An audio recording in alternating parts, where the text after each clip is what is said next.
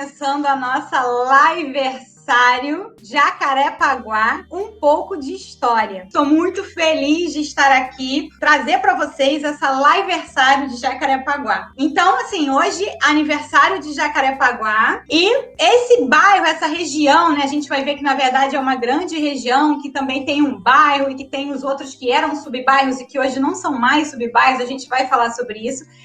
As pessoas que moram nesse local, elas são normalmente apaixonadas por Jacarepaguá. Então a gente diz que o pessoal de Jacarepaguá é muito bairrista e realmente, assim, a gente gosta daqui. A gente acha, por mais que a gente tenha que levar 50 mil horas para chegar em determinados locais, tem até um site que faz uma brincadeira, que são, assim, 18 coisas que só quem mora em Jacarepaguá sabe e conhece. E é verdade, quando você vê assim, aquelas coisas, você começa a rir, porque você pensa que é isso mesmo. Então, assim, estou assim, muito feliz de poder estar conversando com vocês um pouco sobre o bairro que eu amo de paixão. Sou moradora daqui da região de Jacarepaguá há 37 anos, eu vim para cá bem pequenininha. Assim, sempre me interessei pela história do local daqui de onde eu moro. Antes mesmo de ser guia de turismo, sempre gostei, sempre quis saber, sempre tive muita curiosidade quando vi a Igreja da Pena lá em cima do Morro do Galo e achava aquilo incrível. E eu pensava, gente, que legal, deve ter toda uma história. Eu sempre gostei muito de história, apesar de ter feito biologia, né, antes. Eu achava aquilo tudo muito incrível. Então, antes de ser guia de turismo, eu já amava a história de Jacarepaguá, buscava sempre saber. Depois que eu virei, né, guia de turismo, me tornei guia de turismo, eu passei a ver Jacarepaguá também como um grande potencial turístico e muitas vezes as pessoas não percebem isso. Então, a gente tem bastante coisa interessante aqui, muita história e história relacionada ao Rio de Janeiro, que a gente pode explorar bastante, a gente pode conversar com as pessoas sobre isso e mostrar a nossa história. Então, a gente começa hoje a nossa liveversário Jacarepaguá, um pouco de história em homenagem ao aniversário de Jacarepaguá. E Jacarepaguá é toda essa baixada, né? A gente tá falando não do bairro, mas da baixada de Jacarepaguá, que tem muito a ver com a história do Rio, que eu já comentei. E esse nome, Jacarepaguá, vem da língua tupi. Yacaré Upaquá. Eu espero que a minha pronúncia esteja correta, mas aparentemente, lendo assim, né, a gente entende que seja Yacaré Upaquá, que significa Lagoa Rasa dos Jacarés. Então, para a gente entender toda essa história aí, de toda essa região, e depois a gente vai falar do bairro Jacarepaguá e seus outros bairros vizinhos ali, a gente precisa voltar um pouco no tempo e voltar na história. E aí a gente vai pegar a máquina do tempo e voltar lá para 1502. Muito tempo, né?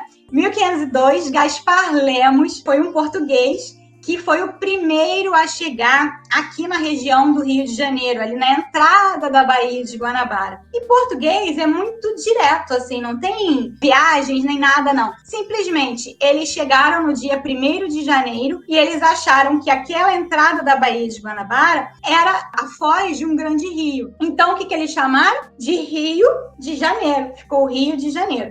Só que eles acharam a região um pouco úmida, não muito legal, calorenta, foram mais para baixo e não fixaram residência e não fixaram nada naquele local. Então a terra ficou meio que, vamos dizer assim, abandonada. Abandonada não, né? A gente fala entre aspas porque havia índios que moravam nessa região. Mas para os portugueses não era interessante naquele momento essa região específica. Só que é aquilo, né, gente? Quando o negócio está meio abandonado e tal, outras pessoas podem chegar e tomar essas coisas, essas terras, ou o que for que esteja abandonado, alguém vem e pode pegar. Então, os franceses não perderam tempo, porque tinha aquela história do Tratado de Tordesilhas, lembra? Que dividia o mundo entre Portugal e Espanha. E as outras nações, gente, não existiam? Vocês acham que eles iam aceitar isso com muita naturalidade? Então, o negócio ficou meio estranho, eles pensaram, não, vamos pegar aí esse local. E aí eles invadiram ali a Baía de Guanabara e transformaram ali aquela região na França Antártica.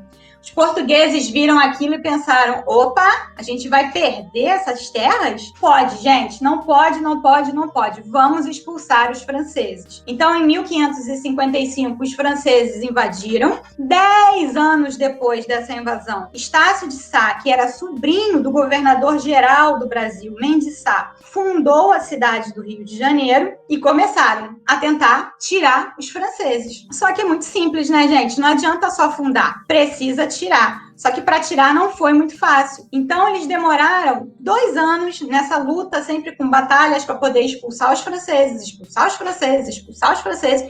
E em 2 anos eles conseguiram expulsar os franceses e garantiram a posse da cidade. Só que numa dessas batalhas finais, Estácio de Sá recebeu uma flechada, ele era o governador, né, dessas terras aqui, ele levou uma flechada, a flechada infeccionou e ele morreu. Então Mendes Sá terminou de derrotar os franceses e aí, como ele era governador geral, ele tinha que voltar para Salvador, que a capital era Salvador. E ele falou, gente, quem que vai ficar aqui governando a cidade? Um outro sobrinho dele, que era o Salvador Correia de Sá. Salvador Correia de Sá, então, assume essa missão de ser o governador do Rio de Janeiro.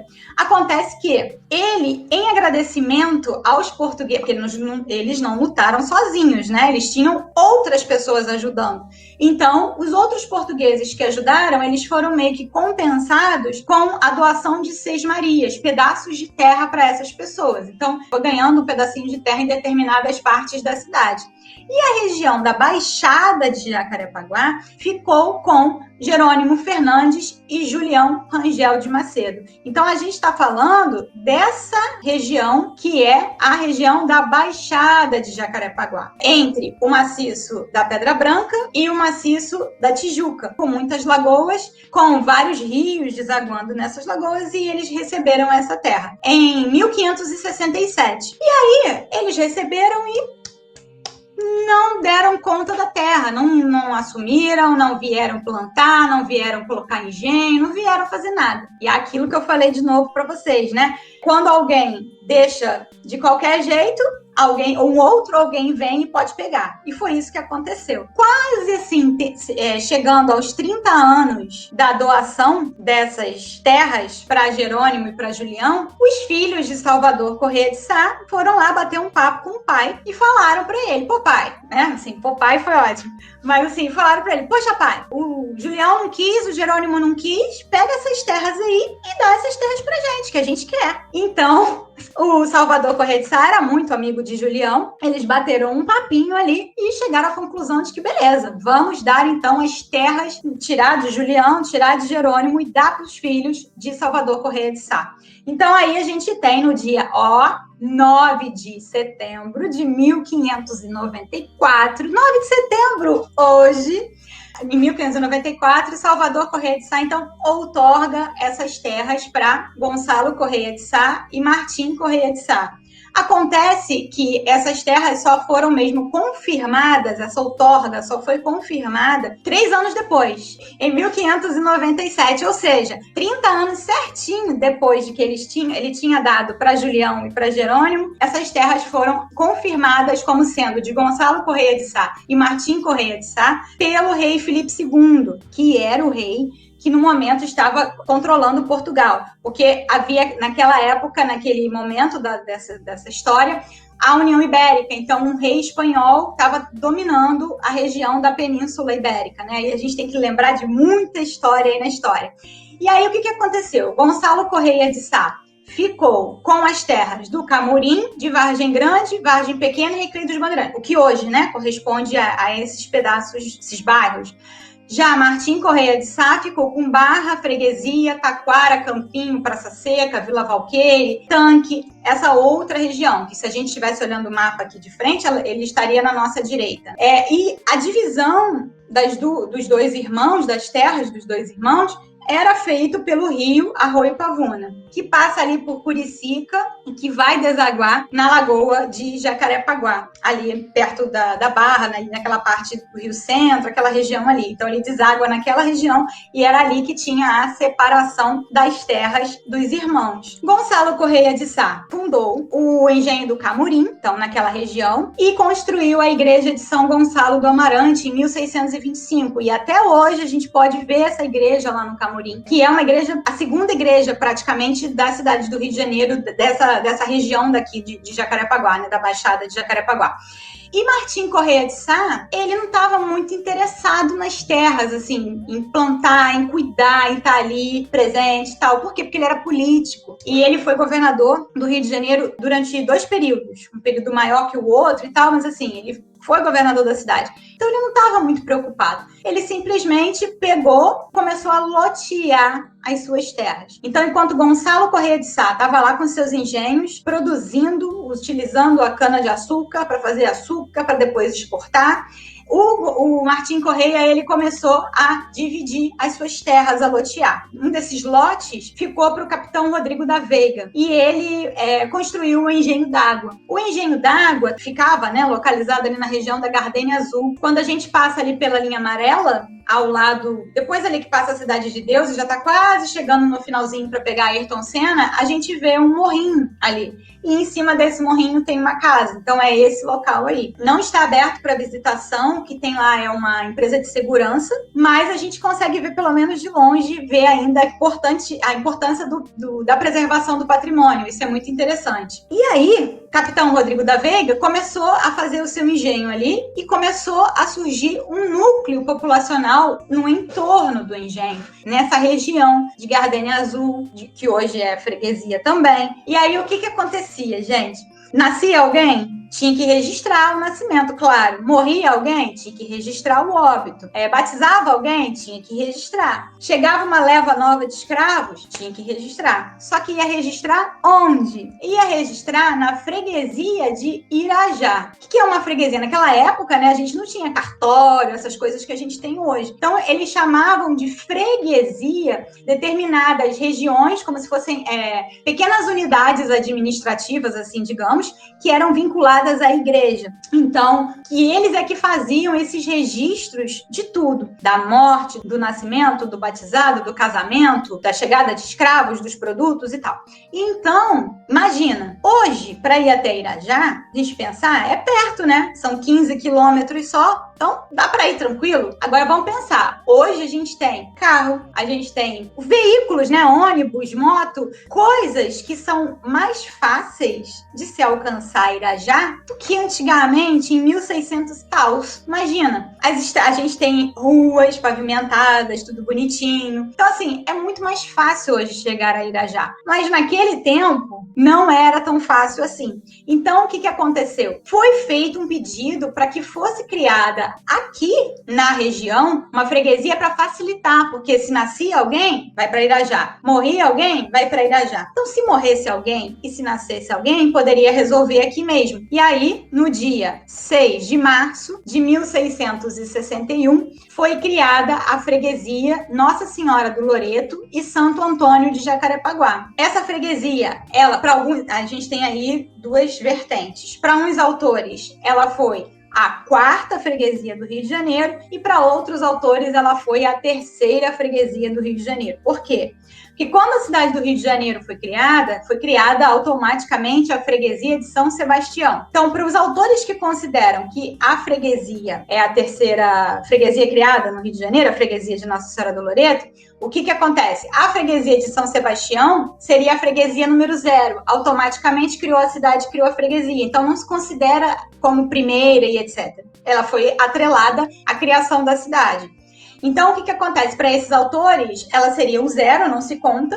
E aí viria a freguesia da Candelária, que foi criada em 1634. Depois a freguesia do Irajá, em 1644. E depois a freguesia de Nossa Senhora do Loreto, em 1661. Se ela for a quarta freguesia, é porque foi considerada a freguesia de São Sebastião. Sendo a terceira ou sendo a quarta, o importante é que ela foi criada aqui na região e facilitou muito a vida das pessoas que viviam aqui.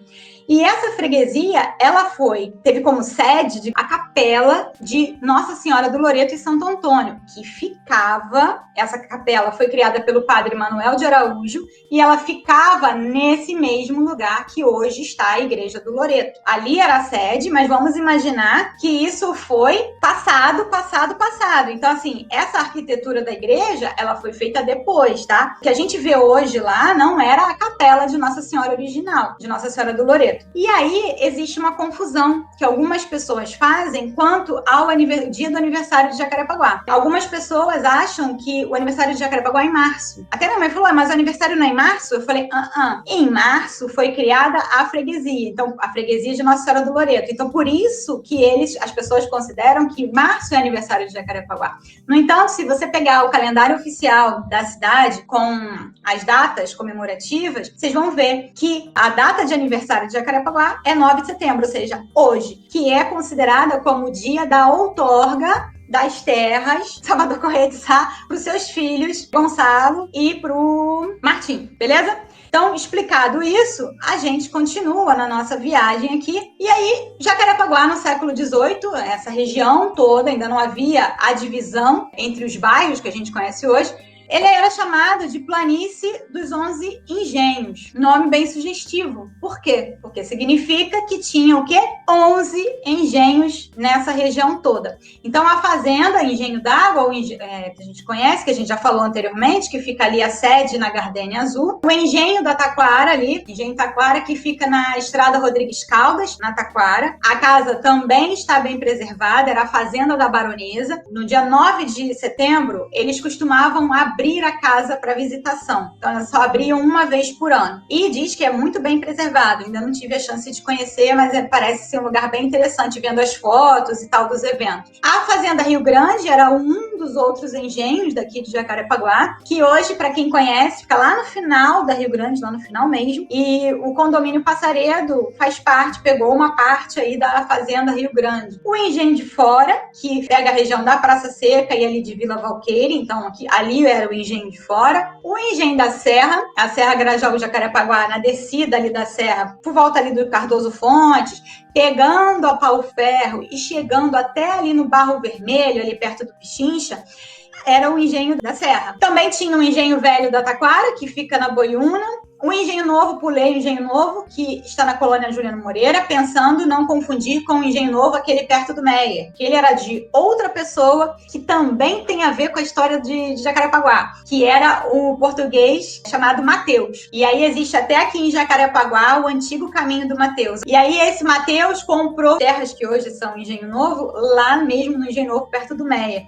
Então, assim, para não confundir, esse é o Engenho Novo que ficava aqui na Taquara. A Fazenda da Restinga fica ali na Lagoa da Tijuca, no entorno da Lagoa da Tijuca, então ali tinha uma fazenda. Hoje em dia é um parque, né, que é o Parque da Restinga. E 3 propriedades beneditinas, que é a Fazenda Vargem Grande, a Fazenda Vargem Pequena e a Fazenda do Camurim. Essas fazendas eram as fazendas que compunham o engenho do Camurim do Gonçalo Corrêa de Sá. Quando ele morreu, ele passou de herança para sua filha, Dona Vitória, e quando Dona Vitória morreu, ela deixou de herança para os beneditinos. Então, os beneditinos viraram os donos aí dessas fazendas e eles trabalharam durante muito tempo com engenho ali naquela região. Passado o século XVIII, a gente vai para o século XIX. E aí a gente entra na questão de que Jacarepaguá deixou o açúcar e passou a plantar café. Então, as plantações de café dominaram a região no século XIX. E no finalzinho do século XIX, a gente teve a chegada dos bondes a Jacarepaguá através da Companhia Ferro-Carril de Jacarepaguá. E ela fazia linha Tanque-Cascadura. Esse bonde, no início, ele era feito a tração animal. Então, os animais puxavam. Imagina o sofrimento dos bichinhos, gente, porque é o bonde pesado, as pessoas em cima do bonde, mas é melhor nem pensar nisso.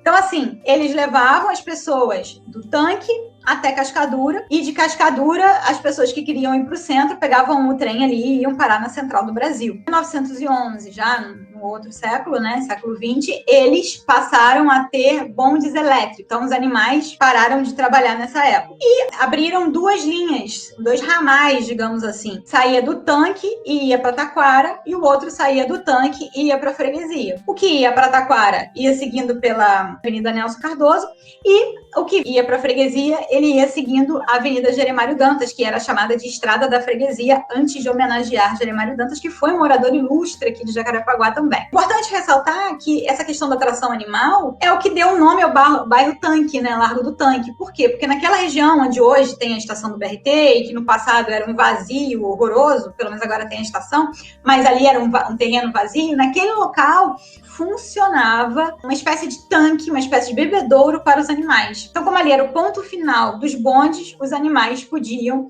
beber água ali para poder depois ter o serviço de novo de puxar os bichos, puxar o bonde para Cascadura, ou puxar para Taquara, ou puxar para Freguesia. Beleza? Continuando, a gente vai agora para o século XX. E o Jacarepaguá, além de ser conhecido também como a planície dos 11 engenhos, ela também, né, Jacarepaguá, foi conhecido como sertão carioca. Sertão, não pelo clima, digamos assim, né, clima de sertão, quente, com aquela terra rachada, que a gente vê bem característico de Nordeste. Até porque, né, se a gente pensar, Jacarepaguá tinha um clima muito, muito, muito fresco. Mas fresco tão fresco que ela era conhecida como algumas pessoas chamavam de Suíça Carioca. Se a gente pensar, a gente tem vários condomínios, Suíça Carioca 1, 2, 3, 4, por conta disso, porque o ambiente era um ambiente fresco. E o sertão carioca não era pela questão, então, de ser quente, de ser um sertão nesse sentido, mas sim pela distância ao centro da cidade. E realmente, né, gente? Hoje a gente tem maiores facilidades, mas no passado o negócio era complicado. Até mesmo quando eu estudava no centro da cidade. Primeiro eu estudei no Engenho Novo lá, de perto do Meier, e depois eu estudei no centro da cidade. E para ir para a escola era uma aventura, né? Até os meus amigos me zoavam, dizendo que eu acordava cedo, pegava o facão, ia cortar o mato para pegar água, para tomar banho, para a escola, aquela coisa de zoação de jovem, né? Mas era mais ou menos uma realidade assim, porque era difícil, assim. A serra já existia, mas os ônibus eram horríveis e etc. Mas vamos voltar aqui. E aí, por que era sertão? Porque tudo que estava afastado do centro da cidade era considerado sertão. Isso já vinha de muito tempo, desde a fundação da cidade, né? A cidade ficou restrita, foi criada entre 4 morros. Ela foi desenvolvida entre 4 morros, lá no centro. A gente tem o Morro de São Bento, o Morro da Conceição, o Morro do Castelo, que hoje não existe mais, mas é ali na meiuca ali da Praça 15, Largo da Misericórdia, e o Morro de Santo Antônio. Então, esse quadrilátero formado pelos 4 morros era a cidade. Tudo que estava fora desse quadrilátero era considerado sertão. E aí vamos pensar, se o que estava fora do quadrilátero era sertão, Jacarepaguá devia ser mais sertão ainda, né? Porque a gente ainda tinha que passar Tijuca, blá blá blá, um maciço da Tijuca para chegar a Jacarepaguá. Então ele foi chamado de Sertão Carioca nesse livro de Armando Magalhães Correia, de 1936. E a gente tem atualmente, essa é a região da Baixada de Jacarepaguá, mas Jacarepaguá em si é somente esse bairro. Os outros, que a gente chamava de subbairros, são verdadeiramente bairros. Desde 1980, 82, até 85 houve essa separação. E aí é muito interessante, porque eu mesma falava que eu morava no subbairro. Eu morei muito tempo no Tanque, e aí eu morava em Aí quando a pessoa fala, você mora onde? Ah, eu moro em Jacarepaguá. Ah, beleza, qual subbairro? Tanque. Mas assim, burrinha, porque na verdade era Tanque já o bairro. Eu não precisava nem falar que eu morava em Jacarepaguá. Onde você mora? Eu moro no Largo do Tanque. E assim, isso acontece até hoje. Então gera muita confusão na cabeça das pessoas. E mais confusão ainda porque esses bairros todos compõem a região administrativa de Jacarepaguá. Então é por isso que gera essa confusão toda dos nomes, do que é bairro, do que não é, o que é Jacarepaguá somente. E também tem a diferença, né, de o que é Jacarepaguá e algumas pessoas o que é Barra. Então fica aquela coisa sempre. Além disso, no século XX, a gente tem a construção e a inauguração da Estrada Grajaú-Jacarepaguá, o que trouxe melhorias para o bairro e que trouxe mais facilidade de acesso ao bairro. No início, claro, a estrada ela tinha uma pista só, depois ela foi duplicada em outros governos e foi melhorando. Antigamente, o acesso, né, era feito somente pelo Alto da Boa Vista, e aí vinha pelaquela coisa pelo lado ali do Itanhangá, Rio das Pedras, estrada de Jacarepaguá, ou então pelo subúrbio, Cascadura, Praça Seca, vinha passando por ali até chegar aqui. Então, com a estrada Grajaú-Jacarepaguá, houve uma melhora muito grande. Além disso, em 1997, nós tivemos a linha amarela também, então trazendo maior facilidade para os moradores e mais facilidade para quem quisesse acessar Jacarepaguá. E essa facilidade, digamos assim, trouxe também vários empreendimentos imobiliários. Quem mora aqui há muito tempo assistiu a um boom enlouquecido de prédios subindo desesperadamente. E aí é claro que é positivo por um ponto, mas é negativo por outro, porque a gente teve mudanças no clima, gritantes, aquilo que eu falei. Quem já vem de longa data aqui consegue perceber isso claramente. Então, houve uma mudança no clima da região de Jacarepaguá e mudanças principalmente no trânsito. Quem vai pegar Pau-Ferro de manhã, Jeremário Dantas, Três Rios, sabe que o negócio é meio complicado ali por conta da quantidade de carros. Por que a gente pensar assim? É uma casa num terreno grande, né? Normalmente era assim, uma família, uma casa. E agora não, nesse mesmo terreno são vários prédios, vários apartamentos, várias famílias. Aquilo que eu falei, traz benefícios para um lado e traz coisas ruins pelo outro lado. Mas mesmo assim, nós temos uma boa qualidade de vida. E aí, puxando a sardinha para o viajar correndo, né? Já que aqui a gente gosta de esportes, a gente vai falar um pouquinho sobre essa qualidade de vida que a gente pode ter aqui, que são lugares para praticar atividades físicas. Jacarepaguá oferece bastante opção em relação a isso. E a gente começa, claro, né, com o Parque Estadual da Pedra Branca, que é um parque que tem quase 12.500 hectares e ele possui o pico mais alto do Rio de Janeiro, que é o Pico da Pedra Branca. As pessoas às vezes pensam que é o Pico da Tijuca, mas o Pico da Tijuca tem 1.021 metros de altitude e o Pico da Pedra Branca tem 1.025, ele ganhou por 4 metros, então o Pico da Pedra Branca é o maior pico do Rio de Janeiro. E aí no Parque Estadual da Pedra Branca a gente tem diversas trilhas muito, umas mais fáceis, outras mais complicadas, mais difíceis, mas trilhas muito boas. E a gente não pode falar do Parque Estadual da Pedra Branca sem mencionar a galera do Corja. O que é o Corja? Não pense que é uma corja, aquela palavra negativa, não. Corja é a sigla, digamos assim, para Corredores de Jacarepaguá. Então, são Corredores de Jacarepaguá, não é uma assessoria, é importante ressaltar isso, é um grupo de corredores que moram aqui em Jacarepaguá e que gostam da região e que correm pela região. Então, quem corre aqui por Jacarepaguá tem certeza que já viu a blusinha, o pessoal correndo com a camisa azul, e eu acho que é um amarelo fluorescente com o logo do Corja e tal. Então, são os corredores de Jacarepaguá. E eu acho muito interessante. Eles têm uma corrida, inclusive, no Parque Estadual da Pedra Branca. Eu nunca tive a possibilidade de fazer ainda, não tive ainda a possibilidade de fazer, que é o Desafio Corja. Deve ser uma corrida incrível, já vi as fotos e tal, o pessoal que fez gostou muito, gostou da organização. E o que eu acho interessante, assim, é porque os corredores, eles valorizam o bairro, entendeu? Valorizam a região. E é aquilo, né, gente? Parece coisa de criancinha a gente ficar falando isso, mas, cara, você só protege, você só cuida daquilo que você ama e daquilo que você valoriza. Então, se você acha que, poxa, o bairro é legal, eu amo esse bairro, eu quero uma coisa positiva pro meu bairro, eu não vou fazer bobagem, eu vou cuidar, eu vou lutar pelos direitos e tal. Então, assim, eu acho maneiro essa prática deles, né? Eles são defensores do parque, eles fazem ações no parque de limpeza, eles cuidam, guardam o parque, né? Não oficialmente, assim, como um guarda-parque, etc. Mas, assim, é um trabalho que a pessoa tá indo lá, tá correndo, tá cuidando e tá protegendo.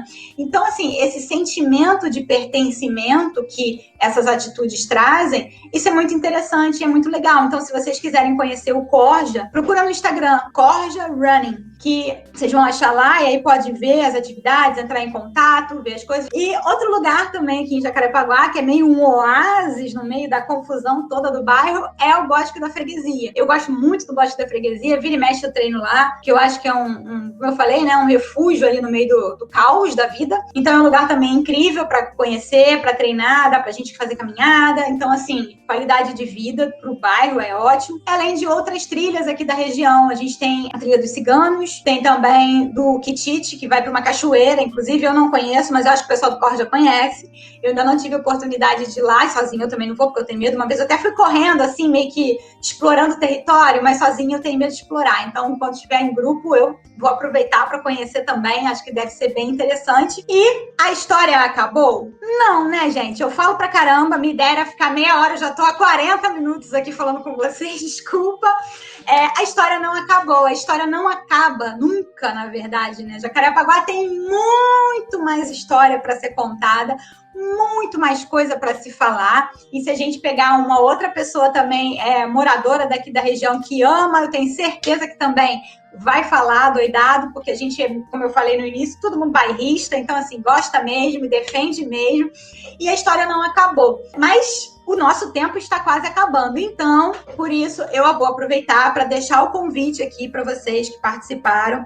Eu vou fazer o tour Conheça a Freguesia de Jacarepaguá. Então, esse tour vai ser ali na região da freguesia e a gente vai visitar a Igreja de Nossa Senhora do Loreto, a Igreja de Nossa Senhora da Pena, que eu não falei dela hoje, só bem no início, assim, bem en passant, mas que ela tem muita história relacionada a Jacarepaguá, e o Bosque da Freguesia. Então, assim, se você gostou, se você tiver interesse, acha que algum amigo possa ter interesse, passa o link para inscrição para o passeio, que aí você vai ser direcionado para saber quando será a próxima data do passeio. Então, assim, eu agradeço a todo mundo que participou, agradeço demais vocês terem disponibilizado um tempo para ficar aqui comigo, para a gente comemorar virtualmente o aniversário de Jacarepaguá. Parabéns, Jacarepaguá. E é isso, então. E qualquer coisa também pode mandar mensagem para o Viajar Correndo, tá tudo certo. Então é isso.